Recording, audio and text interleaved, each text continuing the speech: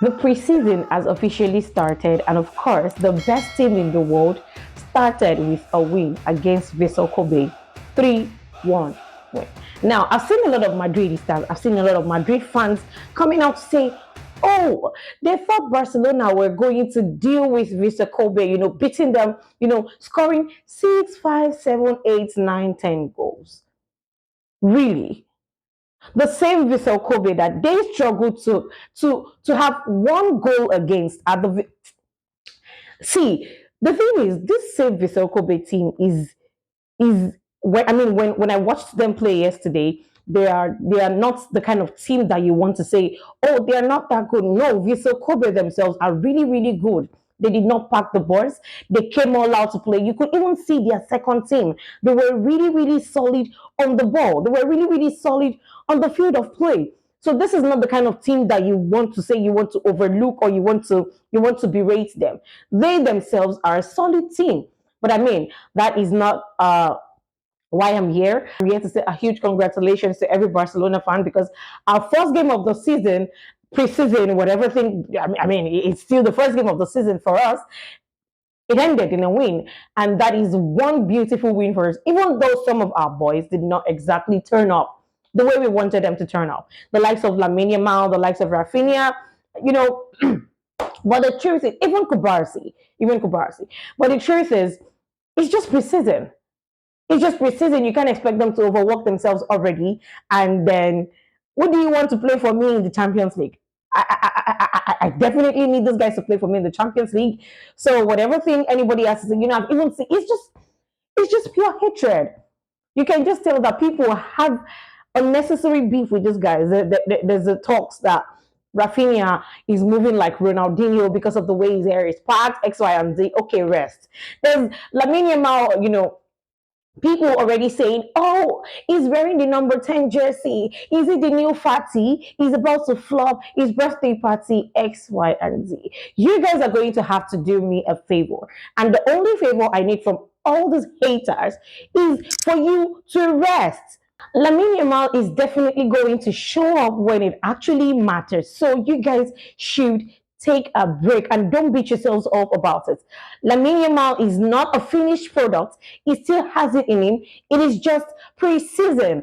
You guys can wait for when the season officially starts before you can come and say whatever thing you want to say. But then the truth is, we are not going to give you, or Lamine Yamal is not going to give you guys anything to say about him because trust me when I say he still has it in him. Now, Kubarsi did make a mistake because, like I said, it is still preseason. They are here to get the rhythm. They haven't played football in a month. They've just been, just enjoyments. These are young boys. These are young lads. Okay, so just give them a break.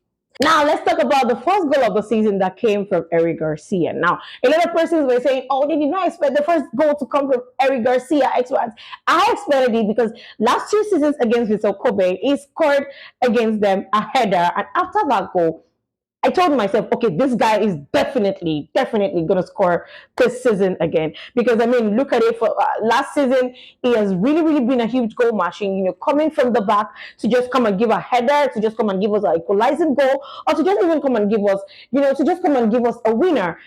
Eric Garcia has been that person. He has been that player for us. So I did not for 1 second doubt that he was not going to score a goal in this match. Also, there is Joan Garcia. Guys, it is just so good to see that I have an actual goalkeeper. It is just so good to see that we now have a goalkeeper that can take.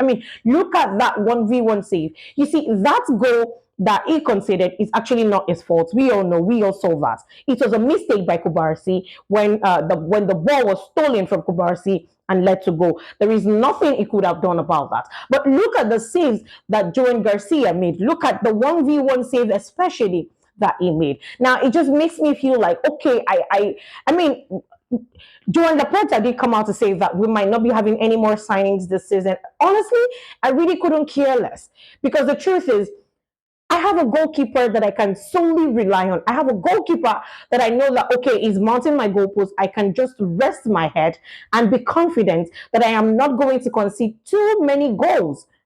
Joan Garcia looks the part, and the fact that he was given the number one jersey just made it even prettier, made it look even more beautiful. It is just a beautiful sight to behold. I loved it. Now that was a very beautiful debut from Joan Garcia, and then there's Marcus Rashford, who a lot of fans are really, really looking forward to seeing him flop in the club. Manchester United fans, Real Madrid fans, a whole lot of Premier League fans, especially, are waiting for Marcus Rashford to flop in the team. And even though during his play, during the game, it looks as though he was trying to like force some particular plays. He was trying to ensure that he wanted to impress Flick, he wanted to impress us, he wanted to impress the fans. It's understandable. But I mean, it did look a little bit rusty. But do not forget, before you judge, before you say anything about Marcus Rashford, I need to remind you guys that this guy hasn't played just one tiny bit of football since the month of April. So it's okay if he's just trying to get himself back together. He just returned, he just got better from a hamstring injury. So he needs all the time that he can get for him to get better. He needs all the time for him to be able to find his rhythm back. But then, despite the fact that he came on for 30 minutes, he still had an impact. Now, look at the second goal, the Rooney Bardghji's goal. Of course, I'm still coming to talk about Rooney Bardghji. Marcus Rashford played a very important role in that second goal, in finding Lewandowski with the ball. Lewandowski then later finding Rooney Bardghji that ended up giving the low cross into the goalpost. Now, the truth is, he was denied of a goal. I mean, we look that particular ball that was in that Marcus Rashford was denied of. We all know that is the particular type of goal that Marcus Rashford scores. But the truth is, he came on for 30 minutes and had a contribution in a goal. For someone who hasn't played since April, I think it was impressive. I really, really think it was impressive. And the truth is, we also have Flick related with him. We also that Flick was passing out information, passing out instructions to him. I mean, I've said it before. Flick is going to turn this guy into another beast, and that is one thing I am confident about. But I still cannot wait for that to happen because I need a lot of people to be kept in their place. It's just preseason. The season just started. He hasn't played football since the month of April. So you guys should take a break from criticizing this guy and give him some time. Now let's talk about Reini Bachi. Reini Bachi with the goal. Yo, I am not surprised about Reini Bachi's goal, considering the fact that in the training he was always, always on the winning team. I'm not surprised. And apart from that, we all know the kind of player, we all know the kind of baller that Reini Bachi was before his ACL injury. We all knew he was a very, very good player. And the fact that he can play both a right and a left wing position just makes the whole thing even more beautiful. That means we don't get to overuse Lamine Yamal. And if we ever need to want to, I mean, yes, we have Rashford, we have Rafinha, but if we ever, or let's say if any of those guys need to get some rest, we can also play Reini Bachi on that position. And you know the funny thing, the goal that Reini Bachi scored, he made the goal look easy. He made it look like, oh, it's not a big deal. This is what I do for a living. It didn't look like a big deal for him.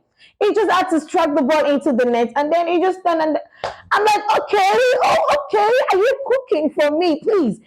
Cook. I am here for this. This is why I am here. So it was actually really, really nice to see Reini Bachi turn up the way he did. His debut for FC Barcelona, his debut in the Blaugrana shirt, and he turned up the way he did. Massive one for him. And I'm one that wants him to stay with the first team. And we all heard from Anti Fake.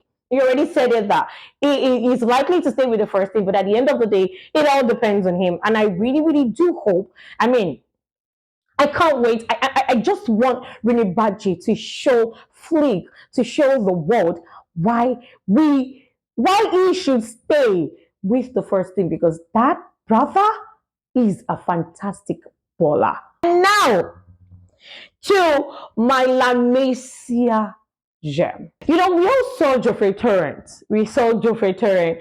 The overlapping runs. See, I'm not gonna say much about Geoffrey Torrent. The only thing I have to say about this guy is that he looks even more solid than Gerard Martin to me.